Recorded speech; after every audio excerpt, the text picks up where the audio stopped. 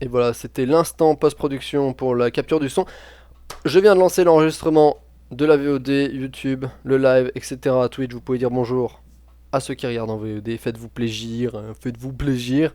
Et pendant ce temps-là, moi, pendant que vous leur dites bonjour, je vais parler du programme du Tech Talk de aujourd'hui. On va commencer par les prix finales des nouveaux CPU Ryzen 2000, donc AMD Ryzen 2000, qui ont été listés sur Amazon. Et il semblerait que ce soit moins cher que prévu. On va continuer avec un petit peu de news sur les cartes graphiques, notamment sur Vega et sur Asus qui va créer une nouvelle gamme et une nouvelle ligne de produits gaming spécialement pour AMD suite au controversé GeForce Partner Programme. On va ensuite parler d'une nouvelle carte graphique de chez Nvidia. Vous emballez pas, c'est pas une bonne nouvelle. Ensuite, on va parler d'Intel qui sort toute une flopée de nouveaux processeurs Coffee Lake pour PC de bureau avec les cartes mères qui vont avec, donc des cartes mères plus entrée de gamme qui ont été dévoilées et qui vont sortir très très prochainement, donc tous les nouveaux chipsets, etc. Intel qui sort également des nouveaux processeurs pour les PC portables, notamment de gaming, des processeurs vraiment vraiment très puissants, donc des i7 et des i9. Ensuite, on va parler de la potentielle nouvelle carte graphique ou prochaine carte graphique qui sortira de la part de chez Intel. Bon, ça sera en 2019-2020, mais on a encore un petit peu plus d'informations là-dessus. On va parler de la baisse potentielle des prix des cartes graphiques actuelles. Baisse potentielle en Europe, mais baisse réelle aux États-Unis, enfin en tout cas en Amérique du Nord. C'est-à-dire qu'il y a eu une baisse flagrante au cours du mois de mars et depuis début avril là sur le prix des cartes graphiques en Amérique du Nord. Voir si cette baisse de prix va être aussi va continuer et va arriver en Europe. Ensuite, on va parler un petit peu de Apple et de Sony avec potentiellement la prochaine news, la prochaine nouvelle PlayStation, donc PlayStation 5. On a eu quelques infos là-dessus. C'est très très très très léger les infos qu'on a eu là-dessus. Et ensuite, on va parler de jeux vidéo, notamment avec Assassin's Creed, Spider-Man et un autre jeu qui pour les plus vieux d'entre vous, vous rappelleront quelque chose. Enfin, vous rappellera quelque chose. Voilà. Les procos Intel à 8 cœurs, est-ce que tu sais quand ils vont arriver sur PC de bureau? Je ne sais pas encore. On ne sait pas encore. Voilà. Donc, comme je le disais, on va commencer par Ryzen 2000. Ça va aller très très vite. Hein. Ça va aller extrêmement vite. Tech Talk va être rapide du cul. Les nouveaux processeurs Ryzen qui vont sortir le 19 avril de cette année ont été listés sur Amazon, les prix ont été listés et il semblerait que ce soit moins cher que ce qui avait été prévu et que ce qui avait été supposé, donc c'est une bonne chose. On aurait les Ryzen 5 2600 et 2600X qui coûteraient respectivement 200$ et 230$. Donc imaginez-vous, vous avez un processeur Ryzen 5 donc avec 6 cœurs qui vaut 200$. C'est quand même une bonne affaire. Dites-vous que ça va faire 210-220€ grosso modo. Et les Ryzen 7 2700 et 2700X qui vont coûter respectivement 300$ et 330. Je pense que les prix de base qu'on supposait, c'était des prix qui étaient aux alentours des... je pense que c'était 280 pour le Ryzen 5 2600 et je pense que c'était 370 pour le 2700X. Donc c'est environ 30 à 40$ moins cher que ce qui avait été prévu. Donc c'est quand même une excellente chose parce que là on a vraiment des... Pour moi là c'est des prix, là, genre ils cassent tout avec les prix là. Ils cassent vraiment tout avec les prix qu'ils font. C'est hallucinant. Genre un processeur avec 8 cœurs et 16 fils de calcul à 300€, c'est une putain de bonne affaire. Surtout que c'est la nouvelle architecture. Avec une fréquence qui est à 4 GHz de base et qui peut monter à 4.3 quoi. Un truc comme ça. Je sais plus si c'est exactement. Non, 3.7 et qui peut monter à 4.3. Bon, il y a un gros TDP, c'est sûr, mais bon. Pour le prix, franchement, moi, je ne cracherai pas dessus du tout. Ensuite, on va continuer avec Vega 20. Donc, c'est la prochaine génération potentielle de GPU de la part de chez AMD. Donc, plutôt Radeon, AMD Radeon. Donc ça serait des cartes qui seraient dédiées au marché professionnel et notamment au calcul. Donc calcul scientifique et calcul pour les réseaux de neurones et l'intelligence artificielle. Donc ça serait un petit peu l'équivalent de ce que fait Nvidia avec les GPU Volta. Donc avec les GV100, etc. Donc avec les Quattro. Là, ça serait Vega 20. Et on a commencé à trouver des traces de ces GPU dans les drivers de Linux. Dans des drivers pour Linux, donc des pilotes Linux. Et il se peut que ces nouveaux GPU soient gravés en 7 nanomètres. Donc la gravure en 7 nanomètres se rapproche de plus en plus. Vraiment de plus en plus. C'est genre là, si on a des GPU professionnels qui commencent à être gravés en 7 nanomètres, on peut s'attendre à avoir des cartes graphiques pour les consommateurs standards qui vont être gravés aussi en 7 nanomètres dans la prochaine année ou l'année d'après. D'ici 2019-2020, on va certainement avoir des trucs qui vont sortir gravés en 7 nanomètres. Bon, au niveau des spécifications, évidemment, c'est des cartes pro, donc ça va être des trucs qui vont être assez costauds. Assez costaud, 4096 unités de shader avec 32 Go d'HBM2 évidemment. Un bus mémoire de 4096 bits parce qu'on est sur de l'HBM, donc on a un bus mémoire qui est extrêmement large. Et une bande passante qui serait de 1 Tera par seconde avec un DDP entre 150 et 300 watts. Forcément, ça consomme la blinde. Et ces GPU professionnels seraient attendus pour la fin de l'année. Donc Vega 20, ça sera attendu pour la fin de l'année. Ils feront peut-être après possible que en 2019, du coup, AMD fasse une déclinaison gaming de cette architecture Vega 20 avec cette première carte professionnelle qui sortirait fin 2018. Ça serait une bonne chose à faire. Bon. Alors. On va passer sur... On en parlait beaucoup.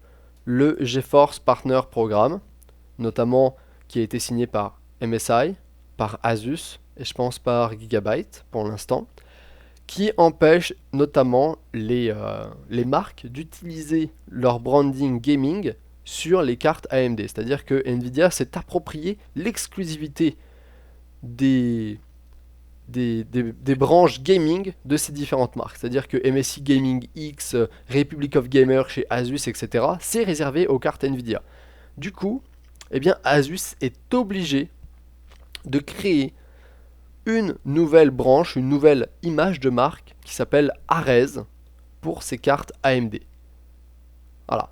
C'est assez... en gros, c'est simple. Ils peuvent plus du tout... Asus n'a plus du tout le droit d'appeler les cartes qui sortent AMD, genre la RX 580. Ils n'ont pas le droit de l'appeler ROG Strix RX 580. Donc ils n'ont pas le droit de la faire rentrer sous le nom Republic of Gamers Strix RX 580. Du coup, ils sont obligés de changer tout leur branding pour toutes les cartes AMD Radeon. Et du coup, ça va devenir Arez. Soit Asus Arez, soit juste Arez, on ne le sait pas encore. Il semblerait que les sous-catégories, donc la marque, enfin la sous-marque Strix, enfin pas c'est la sous-marque, mais le sous-branding Strix et Gaming soit encore autorisé, mais que c'est vraiment le Republic of Gamer qui est genre banni des cartes AMD. C'est-à-dire qu'on va apparemment pouvoir retrouver des cartes Asus Arez Strix RX 580. Alors qu'avant ça aurait été Asus ROG Strix RX 580. Donc Republic of Gamer, Strix RX 580, et maintenant ça va être Arez à la place de Republic of Gamer. C'est ce qu'ils disent par exemple. Asus ROG Strix will become Arez Strix. Asus Dual, ça va devenir Arez Dual. Et les Asus Expedition, ça va devenir Arez Expedition. Voilà. Donc en gros, Asus est en train de tout changer son branding pour toutes ces cartes AMD. C'est assez hallucinant. Et je ne sais pas si les gens vont vraiment adhérer. Mais c'est vraiment, du coup, vous voyez à quel point le GeForce Partner Programme impacte le marché. Parce que ça oblige les plus grosses marques à recréer des nouvelles branches pour juste les cartes AMD. C'est vraiment de la... Oui, c'est de la concurrence déloyale, Antoine. Oui, totalement. Moi, je trouve que c'est totalement de la concurrence déloyale. Et c'est quelque chose qui ne se fait pas. Et je pense que qu'il y a quelqu'un qui va tomber sur les doigts d'Nvidia. Parce que la loi également, la loi du marché et de libre concurrence, je sais plus c'est quoi exactement le nom pas de la loi, mais genre c'est comme quoi t'as pas le droit de faire la concurrence déloyale et que tu dois respecter les lois de marché. Et ben moi je trouve qu'elle est clairement enfreinte et que genre Nvidia la met bien dans le cul d'AMD quoi. Voilà. C'est un scandale juste pour des noms. Mais c'est pas un scandale juste pour des noms, c'est que tu rentres dans un magasin d'informatique, tu t'y connais pas trop. t'as l'habitude, ça fait des années que tu vois des produits Republic of Gamer. Genre Asus Republic of Gamer. Tu sais que c'est de la qualité parce que t'en entends parler, etc., etc. Si tu t'informes pas vraiment, là tu vas rentrer dans un magasin, tu vas avoir des trucs Republic of Gamer, Asus Republic of Gamer Strix, et tu vas avoir des trucs Ares Strix. Genre, tu sais pas ce que c'est Ares. Si tu suis pas les news, tu sais pas ce que c'est. Genre, t'en as aucune idée. Donc du coup, le mec lambda va aller se tourner vers le truc qu'il connaît, qui est le truc Republic of Gamer, qui est genre le truc dont il a entendu parler. Et du coup, il va se tourner vers la carte Nvidia, genre par défaut, parce que c'est celle qui porte le branding Republic of Gamer. C'est comme si un mec qui rentre dans un magasin avec des cartes MSI, que d'un côté t'as MSI GTX 1060 Gaming X, et de l'autre côté t'as juste MSI RX 580 Aero. Genre, le mec va... Il y a des études de marché qui ont été faites là-dessus. La plupart des consommateurs, quand ils cherchent pour un PC gaming, ils vont prendre les composants sur lesquels il y a écrit gaming. C'est-à-dire que les composants, là où il y a écrit gaming, se vendent plus que les autres. Donc, si tu as un truc GTX 1060 gaming et un autre truc RX 580 Aero, les deux de chez MSI, le mec va aller prendre la 1060 parce qu'il y a marqué gaming dessus. Voilà. Voilà, c'est comme ça, et du coup c'est pour ça que je trouve que c'est vraiment un coup bas de la part de Nvidia. Bon. Puis Nvidia aussi, ils continuent à faire de la merde, ils font des trucs que je ne comprends pas. Ils sortent une nouvelle carte graphique, accrochez-vous bien, je pense que vous n'avez jamais vu de carte graphique aussi puissante que ça. Je vous conseille tous d'acheter ça, bien évidemment, pour votre prochain PC de gaming, ça fera tourner au moins Minecraft en 720p, et encore, je ne suis pas sûr, la GT 1030. Voilà. Nvidia, il a pris son micro, il a fait genre drop the mic, on sort la GT 1030, grosse carte, la meilleure carte qu'on ait jamais sortie, avec de la VRAM en DDR4. Bravo. Bravo. C'est une blague. C'est pas une blague. Hein. C'est pas un poisson d'avril en retard. La news est sortie le 6 avril. Nvidia sort vraiment une GT 1030 avec de la DDR4 en guise de VRAM. C'est même pas de la GDDR. Non, c'est de la DDR. C'est genre la RAM que tu trouverais. Voilà. C'est genre, le chipset c'est un GP108. Il y a 384 shaders, 24 texture map unit, 16 render output processor, donc 16 unités de render. En gros, sur la partie mémoire, vous avez 2 Go de GDDR5 qui a 1502 MHz sur un bus de 64 bits. Ce qui fait qu'on a une bande passante de 48 Go par seconde. Ça, c'est la première version. Le truc, c'est que... Ça, c'est la version Nvidia. Le truc, c'est que les constructeurs comme MSI, Palit ou Gigabyte, eh bien, ils proposent des cartes. Donc cette carte-là, la GT 1030, non pas avec les 2 Go de DDR5, de GDDR5, mais avec de la DDR4 en VRAM. Ce qui fait que du coup, on a 2 Go de DDR4 en VRAM, qui passe à 1050 MHz en fréquence et plus 1500. Et du coup, la bande passante passe de 48 Go par seconde à 16, donc quasiment 17 Go par seconde. Donc ça fait qu'on diminue par 2,5, grosso modo, la bande passante au niveau de la mémoire. Voilà. Bon, il y a un TDP bien évidemment qui est minuscule, hein, c'est entre 20 et 30 watts. Et on ne sait pas quel prix ça va coûter. Mais voilà, alors ça résume très bien, je pense. Très clairement, ça sent la trappe couillon. Voilà, c'est genre, je ne vois pas qui achèterait ça. C'est genre, n'achetez jamais une carte comme ça. C'est-à-dire, il vaut mieux acheter une carte d'occasion qui a genre 5 ans. Genre, il vaut mieux acheter une vieille GTX 760 ou 770 ou 680 que vous trouverez peut-être à 70 € sur le bon coin, etc. Plutôt qu'acheter une GT 730 qui va coûter, ou une GT 720 ou 710 qui va vous coûter 30 ou 40 € et qui en jeu n'aura quasiment aucune performance. Genre, si vous faites un PC, un Media Center ou n'importe quoi, un truc où vous avez juste besoin de faire un affichage et votre processeur n'a pas de chipset graphique intégré, genre vous êtes basé sur du Ryzen ou un truc comme ça, Et vous avez juste besoin d'un truc pour faire un affichage, vous pouvez acheter une GT 710. Ça coûte 25 € et ça fera largement le taf. Si vous voulez jamais jouer à des jeux, la GT 710, elle peut lire des vidéos, faire de l'encodage, du décodage, etc. Ça vous suffira pour faire un Media Center standard. Mais si vous voulez jouer à des jeux, vaut mieux acheter une ancienne carte à 60 €, genre un truc d'occasion, mais genre au moins une 660 ou un truc comme ça, ou chez AMD une 7950 ou une 7850 ou une vieille RX 280, tu vois, plutôt qu'une GT 720 ou GT 730 ou un truc comme ça, genre. GT 625. Merci la Fnac. Non mais c'est ça, une GT, et genre ça vous servira à rien, genre ça a des performances pourries en jeu, et non quoi. Non, c'est dégueulasse. Une 1030 peut correspondre à une 660. Je suis pas sûr, je suis même pas sûr, je suis même pas sûr, parce que dépendamment du prix à laquelle ils le sortent, imagine ils sortent ça à 80, 100 €. 100 € pour ça? Non, 100 € pour ça, non. Non, 100 €, non. Genre 100 € pour ça, non. Économise genre 30 € de plus et achète une 1050. Voilà quoi. Bref, c'est- je comprends pas pourquoi ils font ça. C'est une sortie de merde, ça leur servait à rien, je sais même pas sur quel marché ils veulent se placer avec ça, qui ça vise, pourquoi, comment. J'en ai aucune idée. Bon, on va partir sur du Intel et tous les nouveaux processeurs qui vont sortir, genre dans les, je pense que c'est dans les prochaines semaines, même pas. Bon, Intel sort tous les Pentium et Celeron Coffee Lake. Donc on a aussi plein d'autres processeurs qui vont sortir, mais là grosso modo Intel ils se sont dit vas-y on sort tout, blam. Grosso modo ils ont annoncé les chipsets, la sortie des nouveaux chipsets pour Coffee Lake, et ils annoncent toute la sortie des nouveaux processeurs pour ces nouveaux chipsets. Donc on a tous les Pentium Coffee Lake, tous les Celeron Coffee Lake, donc Pentium G5600, G5500, 5500T, 5400, etc. Puis les Celeron G4990. Donc tous les Pentium c'est des dual core avec hyperthreading, donc 2 cœurs physiques, 4 cœurs logiques. Et tous les Celeron c'est du 2-2, donc seulement 2 cœurs, sans hyperthreading.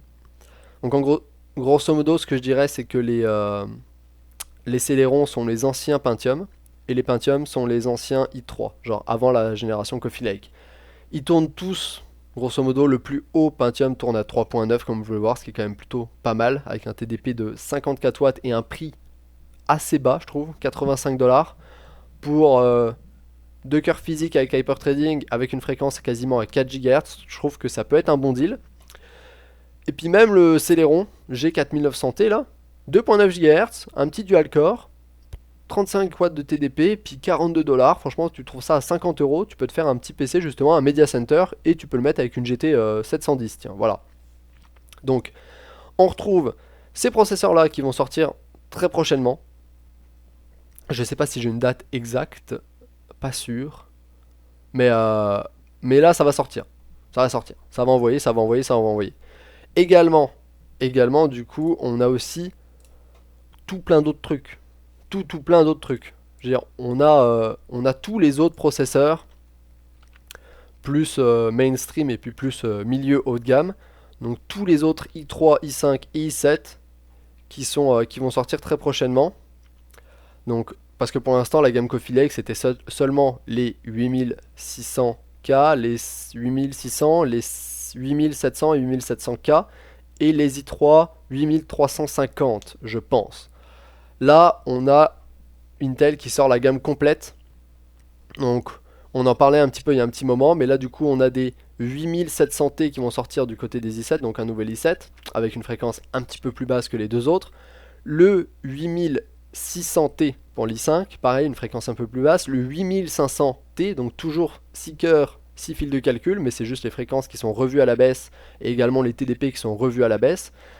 Le 8500T, pareil. Le 8400, le 8400T. Au niveau des i3, on va avoir le 8300, 8300T, 8100 et 8100T. Donc en gros, là, il complète toute la gamme Coffee Lake. Donc, et vous allez retrouver les mêmes déclinaisons que sur toutes les autres gammes Intel. Donc des i3 qui vont de 8100 à 8300, des i5 qui vont de 8400 à 8500, 8600 et des i7 qui vont de 8700 à 8700K. Donc voilà, ça devrait également amener des nouveaux stocks pour tous les processeurs.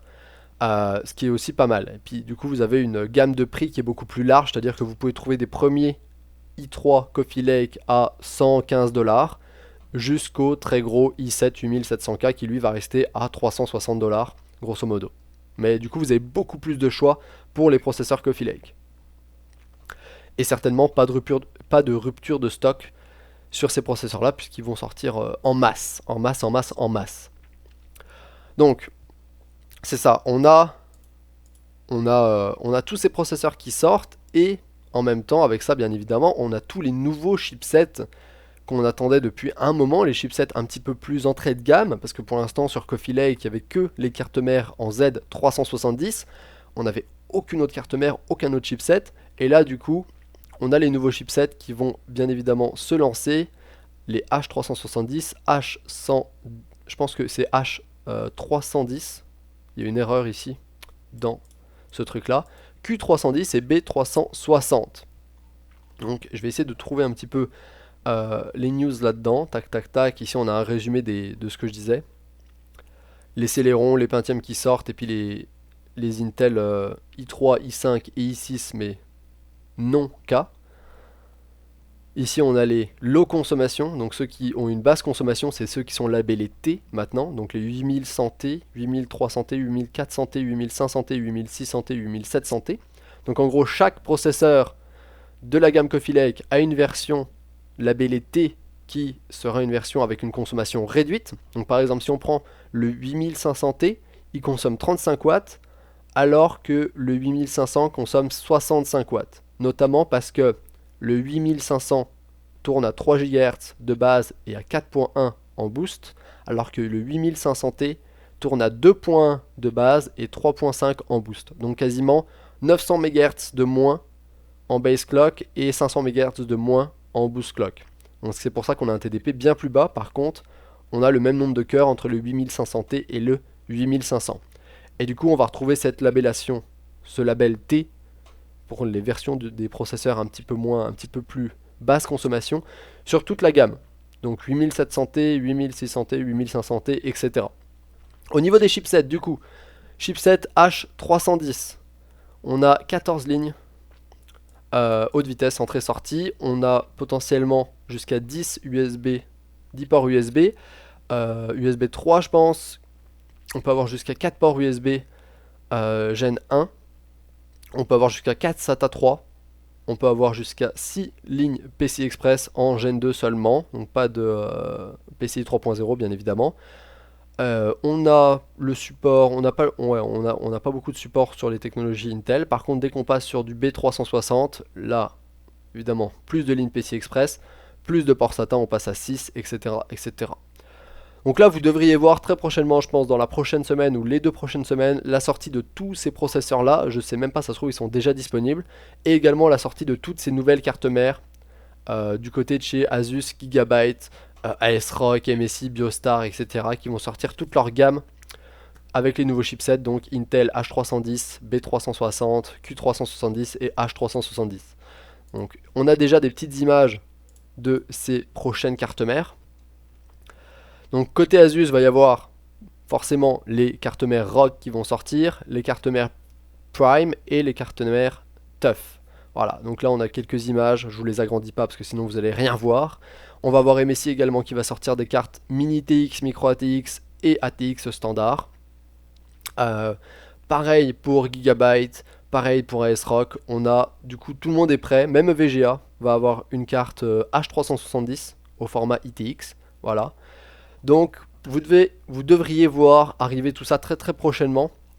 Tac tac tac, je pense que ça se trouve c'est déjà peut-être même sorti. Ensuite, Intel, on est toujours sur du Intel.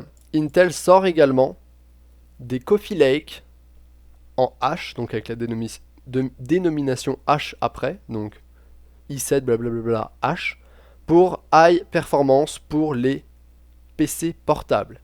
Donc grosso modo, on a le lancement par exemple de l'i9 8950HK, qui est un processeur pour PC portable, essentiellement de gaming ou PC portable workstation, c'est genre de gros trucs de malade. Donc le H c'est pour high performance et le K c'est parce qu'il est overclockable.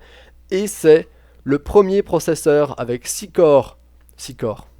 Faut que j'arrête de lire le truc en anglais. Avec 6 cœurs physiques et 12 fils de calcul sur un PC portable et qui peut aller jusqu'à 4.8 GHz en fréquence boostée et qui a un TDP de 45 watts. Donc c'est un TDP extrêmement bas, surtout vu la puissance du truc. Donc en gros, voilà, Intel commence à sortir des processeurs Coffee Lake très très haut de gamme pour les PC portables. Donc notamment, je pense qu'il y a déjà MSI qui en utilise un sur un de ces PC portables qu'ils ont, je pense, montré à PAX, à la PAX East qui est ce week-end, ou pendant la semaine aussi ils l'ont dévoilé, je ne sais plus exactement. Je vais essayer de vous trouver plus précisément les spécifications. On a par exemple les Coffee Lake H pour les notebooks qui sont des trucs un petit peu plus standards avec 45 watts de TDP également, les i5 8300, i5 8400. On a le i7 8750 qui est aussi un processeur pour PC portable avec 6 cœurs et 12 fils de calcul qui lui tourne à 2.2 en base clock et à 3.9 en boost clock, qui peut monter jusqu'à 4.2 en single boost clock. Donc soit tous les cœurs montent à 3.9 en boost, soit il y en a un seul qui monte à 4.2 mais les autres restent à 2.2. Toujours un TDP de 45 watts et par contre là un prix de 400$ quasiment. Donc c'est hyper cher. Et on a également du coup un autre i7, le 8850, qui lui est partiellement unlocké, donc je pense que tu dois pouvoir l'overclocker un petit peu mais pas trop, qui lui va être également au prix de 400$. Donc grosso modo je pense que c'est à peu près la même version que le 8750, sauf qu'il a des fréquences un petit peu plus élevées. Après on a des processeurs Xeon, et on a genre le best du best, le i9 8950 HK. Complètement débloqué, c'est-à-dire que vous pouvez l'overclocker comme vous voulez, et il peut monter jusqu'à 4.3 GHz en boost sur tous les cœurs ou à 4.8 en single core. Et il va coûter quasiment 600$. Donc autant vous dire que si vous avez un PC portable dans lequel il y a un i9, votre PC portable risque de coûter, je pense, au moins 1600, 1800€, voire même 2000€. Voilà, mais Intel commence à sortir des processeurs très puissants pour les PC portables gaming. Donc là, on va avoir des trucs qui vont vraiment arracher au niveau de ce côté du marché là. Voilà. Ensuite. Overclocker sur un PC portable, en vrai, c'est la pire idée. Ça dépend ce que tu as comme système de refroidissement sur ton PC portable. Il y a certains PC portables qui sont plutôt pas si mal refroidis. Je veux dire, maintenant, avant c'était pire que maintenant. C'est ça que je veux dire. C'est que avant les PC étaient moins bien refroidis. Maintenant, ils sont un peu mieux refroidis. Du coup, c'est peut-être un petit peu moins problématique. Sachant que l'Intel, là, le i9, il a un TDP de 45 watts. Hein. Donc, c'est pas non plus énorme. Donc, ce qui veut dire que quand tu l'overclock, c'est sûr que tu vas monter en température, mais bon. Bon, parlons de la prochaine carte graphique que va sortir Intel. Oui, parce que Intel va faire des cartes graphiques. Pour ceux qui ne sont pas au courant, c'était une rumeur qui avait été confirmée il y a environ 1 mois et demi, 2 mois. Intel travaille sur des GPU, donc des cartes graphiques comme le ferait Nvidia et AMD, des cartes graphiques donc discrètes, dédiées.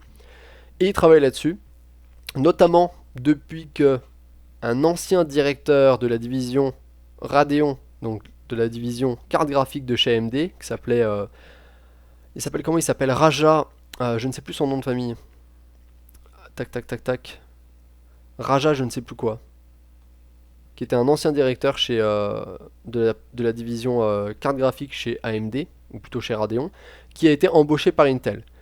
Et depuis ce moment-là, du coup, Intel travaille sur une carte graphique avec pour nom de code Arctic Sound. Et on a un peu plus d'infos là-dessus.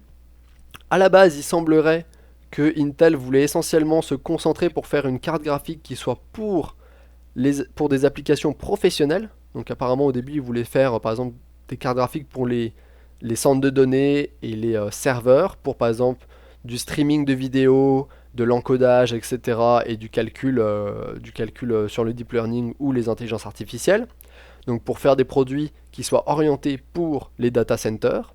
Donc c'était la première idée de cette carte graphique Arctic Sound, mais il semblerait donc apparemment maintenant ils ont un petit peu élargi leur marché et ils vont diviser leur carte graphique discrète, leur prochain GPU, en deux divisions différentes. Donc la partie professionnelle pour les data centers, mais apparemment il y aurait une variante pour le jeu vidéo et le gaming.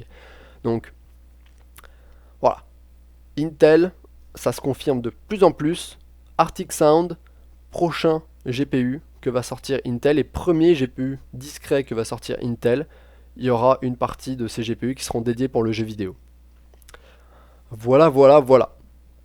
Et possiblement, donc la deuxième info qu'on aurait, c'est que ça utiliserait une technologie qui serait le EMIB pour Embed Multi-Die Interconnect Bridge, qui en gros permettrait de mettre plusieurs chipsets, enfin plusieurs puces, et de les connecter ensemble pour créer une carte graphique. Grosso modo, tu mets plusieurs chipsets graphiques, peut-être un petit peu plus bas de gamme, mais t'en mets 2, 3, enfin t'en mets 2, 4 ensemble, et tu les relis ensemble avec des ponts, tu les connectes ensemble, et du coup ça te fait comme si tu avais un gros chipset, qui est en gros l'addition de tes 4 chipsets que tu as mis. Voilà, voilà. On s'appelle un MCM, Multi-Connected Module, je pense, quelque chose comme ça. Touk. Qu'est-ce que je peux vous dire d'autre dessus, à part que ça sortira pas avant 2019, voire 2020. Je ne sais pas. Mais c'est les infos qu'on a, mais ça se précise quand même un petit peu. C'est ça. C'est ce mec-là qui a fait des tweets qui apparemment s'avèrent véridiques. Il a une source d'information qui a l'air assez sûre, et c'est par lui qu'on sait qu'il y aura une division gaming. Et c'est par lui aussi qu'on sait que ce sera du MCP ou MCM, qui sera entre 2 et 4 chipsets, dépendamment de la configuration de la carte graphique. Voilà. C'est ça que fait AMD. Bah voilà, c'est ça que fait AMD. Donc c'est une technologie qui est déjà utilisée par AMD. Et donc du coup, Intel reprendrait cette technologie-là et l'utiliserait sur ses propres cartes graphiques. Bon, en parlant de cartes graphiques, on va parler de la news que tout le monde attend. La baisse des prix des GPU. Voilà, les GPU ont augmenté de prix de manière astronomique. C'est-à-dire que entre l'année dernière, il y a un an, eh bien, les GPU coûtaient environ 100 € de moins, c'est-à-dire que vous trouviez une 1060 à 6 Go pour 250 €. Maintenant, vous êtes obligé de mettre 350, 360 €. Une 1080 coûtait 600 €, maintenant elle en coûte 750. Enfin bref, une 1080 Ti, n'en parlons pas.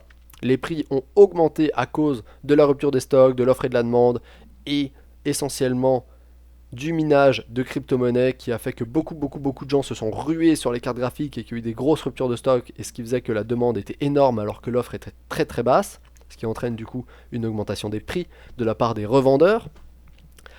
Mais depuis, en gros depuis mars 2017, il y a eu une énorme baisse du prix des cartes graphiques aux USA notamment, et on va voir si les prix vont suivre la même tendance en Europe. C'est-à-dire que pour l'instant, les prix ont beaucoup baissé sur le sol américain, et on espère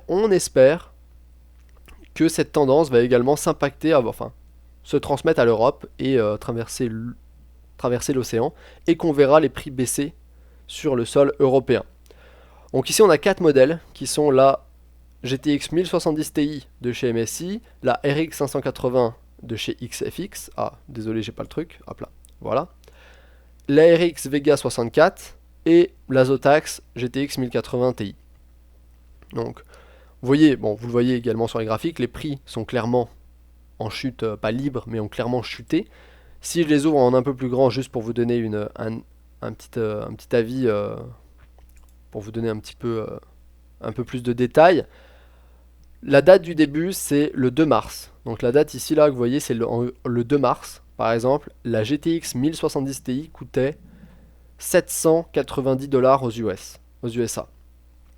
Donc ça, c'est 2 mars 2018. Et là, c'est son prix et l'évolution de son prix. Donc vous pouvez pas voir la fin, mais c'est l'évolution de son prix jusqu'au 29 mars 2018. Et le 29 mars 2018, cette carte coûtait, donc la même carte, coûtait 630 $. Donc on passe de 790 à 630. Ce qui équivaut à une baisse de 790, 630, 140 $. Non, pas 140, 160 $, excusez-moi. De 160 $, ce qui est énorme. Donc une baisse de quasiment 150 €. sur la GTX 1070. Et c'est à peu près la même histoire avec les 580, les Vega 64 et même la 1080 Ti. Pour vous donner ici, ils ont résumé ça. La Vega 64, c'est celle qui perd le plus. Elle passe de 1400 $ à 949 sur le 4 avril. Donc entre le 5 mars et le 4 avril, elle a perdu 451 $ au niveau de son prix. La GTX 1080 Ti chez Zotac, également 430 $ de baisse. Et la 580 de chez XFX, bon, c'est que 90 $ au niveau de la baisse. Mais c'est du coup, ça annonce que les prix commencent à descendre. Les prix commencent à chuter, en tout cas aux États-Unis, et j'espère fortement que cette tendance va également se trouver sur le marché français des cartes graphiques et le marché plus généralement européen. Donc voilà. Donc surtout, attendez un petit peu, parce que là, ça c'est du coup, c'est une baisse qui a eu lieu courant du mois de mars et début avril. Généralement, ça met un peu de temps à impacter les autres marchés mondiaux. Donc attendez un petit peu, voir que quelques semaines, voir si ces baisses sont également suivies sur le marché européen. Il y a des gens qui sont genre, oh c'est du fake, etc., etc. Non, mon dieu, c'est pas du fake. Ça baisse, ça baisse. Littéralement, ça baisse. Je vais essayer d'aller voir genre GTX 1070 Ti MSI. Ok, on va prendre Newegg, tiens. Newegg, qu'est-ce que tu me donnes comme prix? 790 $ canadiens. Est-ce que tu pourrais m'afficher ça en dollars US, s'il te plaît? Il y a quand même un taux de conversion qui n'est pas négligeable. 609 $. 609 $. Vous le voyez pas ici, mais 609 $. Je vais changer de scène, vous allez voir. J'espère que vous allez voir. Sur Newegg, par exemple, site Newegg États-Unis, la GTX 1070 Ti Gaming de chez MSI est à 610 $. Ce qui équivaut à peu près à une carte qui doit être à 600 €. Et ce qui coïncide avec les prix qui sont ici. La carte est à 630 $, grosso modo, le 29 mars, alors qu'elle était à 790 début mars. Voilà, voilà. Bon. Ça, c'était la grosse news, et j'espère que ça va forcément, qu'on va avoir la même tendance sur le marché français. On va continuer avec Apple. Apple qui risque d'abandonner les processeurs Intel à partir de 2020 dans tous ses produits PC. Donc c'est-à-dire, pas PC, on va dire dans ses Mac. Donc dans tous les MacBook Air, MacBook Pro et iMac, généralement, vous retrouviez des processeurs Intel. Et il semblerait que Apple ait pour projet et objectif de se séparer d'Intel d'ici 2020 afin de pouvoir mettre ses propres puces et ses propres processeurs dans l'ensemble de ses produits. Ça serait pour fusionner l'environnement logiciel entre macOS et iOS, c'est-à-dire parce que sur iOS c'est déjà le cas. Apple utilise des processeurs A10, A11, etc. C'est eux qui les fabriquent, c'est eux qui les conçoivent. Et du coup, ils voudraient utiliser les mêmes processeurs, ou plutôt des processeurs un petit peu plus haut de gamme, du coup certainement. Mais des trucs faits maison par Apple, ils voudraient également les utiliser sur tous leurs MacBook. Donc tout ce qui tourne sur macOS. MacBook Pro, MacBook Air, MacBook standard, iMac, etc. afin d'uniformiser les logiciels qui sont développés sous macOS et sur iOS. Donc apparemment ça a été approuvé par les dirigeants d'Apple et qu'ils essaieraient de faire une transition qui soit progressive en plusieurs étapes et qui commencerait en 2020. Donc voilà. Voilà. Donc Intel va commencer à se séparer, Apple va commencer à se séparer des processeurs Intel et on va retrouver dans les produits Apple du tout Apple, grosso modo.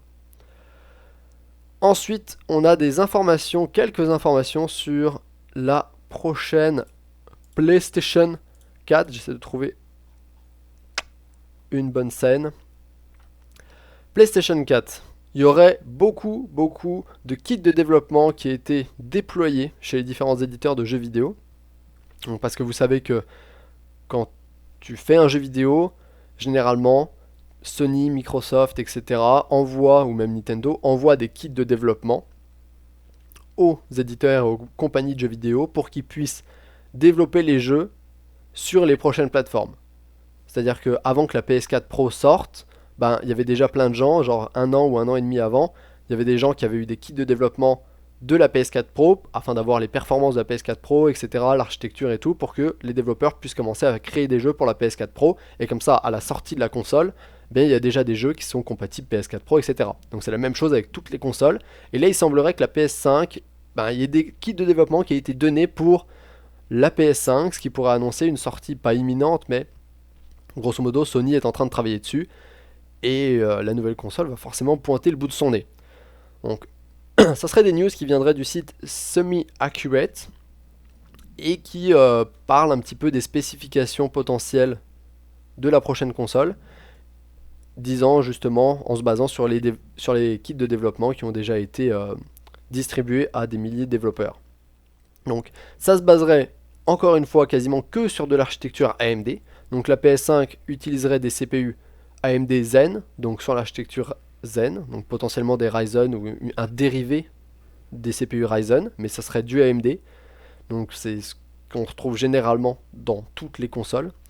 Et au niveau du GPU, ça se baserait sur l'architecture Navi de chez AMD encore une fois. Toujours AMD dans les consoles, quasiment 100% des consoles sont de l'AMD, sauf la Switch qui se base sur du Nvidia Tegra. Mais là du coup la PS5 ça serait CPU architecture Zen et carte graphique architecture AMD Navi. Ensuite, à part ça, on n'a pas d'autres grosses news, sauf que potentiellement elle pourrait sortir avant la fin de l'année 2018. Elle va pas sortir dans 3 mois, mais une sortie fin 2018 n'est pas exclue en fait. C'est plutôt ça. Faut plutôt voir ça comme ça. Faut pas voir ça en mode elle va sortir avant la fin de l'année 2018. C'est une sortie avant fin 2018 n'est pas exclue, ou une sortie fin 2018 n'est pas exclue. Il est possible qu'elle sorte en 2019. Voilà. Donc on n'a pas d'autres news, mis à part son prix. Il y a des spéculations sur son prix qui pourraient tourner autour des 450 livres, donc ça doit faire 500-550 euros, qui serait quand même assez cher, je vous avouerai. Alors, The Witcher 3 est sorti sur PS4, on peut imaginer que Cyberpunk sortira sur PS5 comme GTA 6. Certainement. Je pense que par exemple ça c'est quelque chose qui se fera forcément.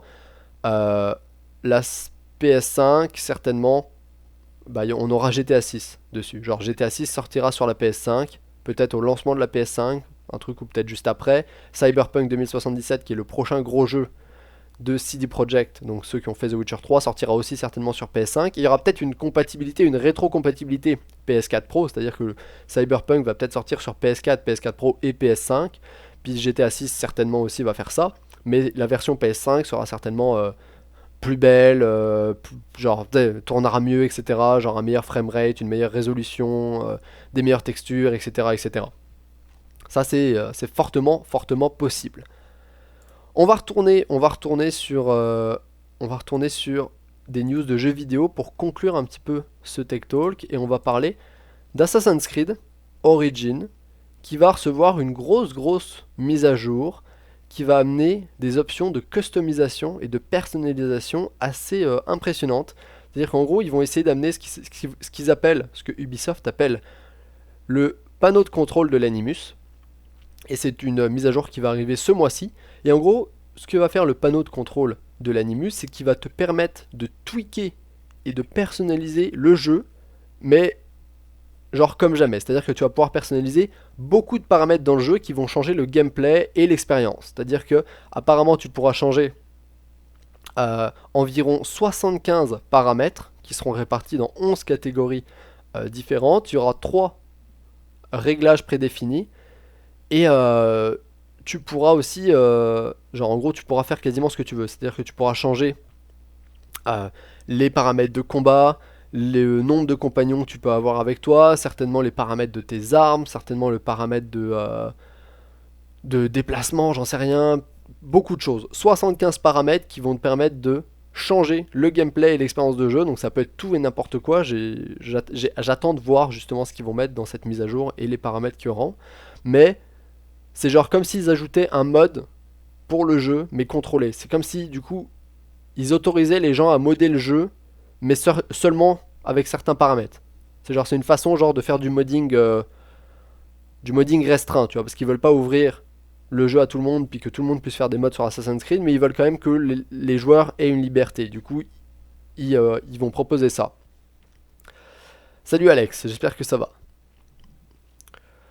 Ensuite, on va parler de Spider-Man. Je ne sais pas si vous en avez entendu parler, mais on a eu une magnifique vidéo sur le prochain Spider-Man qui va arriver à la fin de l'année, je pense. Du coup, on a une date également pour ce prochain titre de Spider-Man qui avait été dévoilé à l'E3 de l'année dernière et qui va sortir sur PS4 et PS4 Pro. Donc, on a une date pour 2018 et je pense que la date, je ne sais plus exactement c'est quoi la date, je vais essayer de la retrouver, je pense que je l'ai ici. Le 7 septembre 2018, la sortie de Spider-Man. Apparemment, le jeu est hyper complet, il offre un monde ouvert immense, il y aura beaucoup de quêtes, vous pourrez incarner donc Spider-Man évidemment, mais aussi beaucoup d'autres personnages, donc Peter Parker, pour des parties un petit peu plus non super-héros, disons, le côté civil et l'identité standard de Spider-Man. Je pense qu'il y a des interactions et des moments où vous allez pouvoir jouer avec Mary Jane, etc. etc. Le jeu a l'air hyper complet, beaucoup de contenu, et je pense qu'on va regarder ensemble un petit peu la vidéo euh, qui a été dévoilée. Hop, je la mette. Je vais mettre le son également, bien évidemment. Je vais mettre en plein écran. Je vais muter mon micro et on va regarder ça ensemble. Personnellement, je suis très hypé par ce Spider-Man.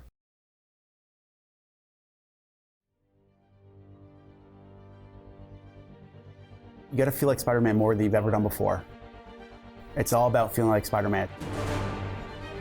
Our Spider-Man is obviously a more experienced Spider-Man. He's not just learning how to swing. He swings with a lot of style and a lot of confidence. He's not, 15 years old. He's not just getting used to his power. He definitely wanted to play up the fact that he has the ability to juggle between webs and melee and environment action and gadgets and switch between them pretty quickly. One of the biggest reasons we at Insomniac connect with Spider-Man and with Peter Parker is that they're both underdogs. Delivering that fantasy of I'm swinging through this concrete jungle gym with New York City and I'm doing it with speed, style, flow, fluidity. It's all come together from prototype space to now you really get that sense of speed with the visual effects that are there. It was a great challenge for us to take who we are, what we know, and just branch out even further as we build this giant city and try to satisfy some stratospheric expectations from fans.